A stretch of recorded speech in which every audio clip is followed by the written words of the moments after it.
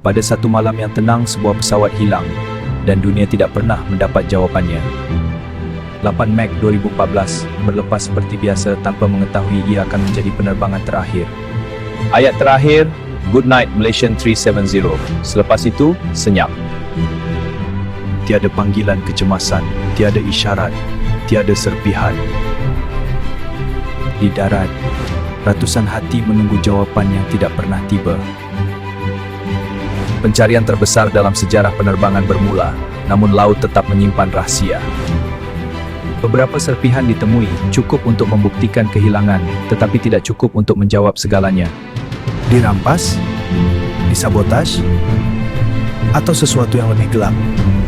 Bagaimana sebuah pesawat moden boleh hilang begitu sahaja? MH17 mungkin telah hilang dari langit, tetapi misterinya masih terbang dalam ingatan dunia.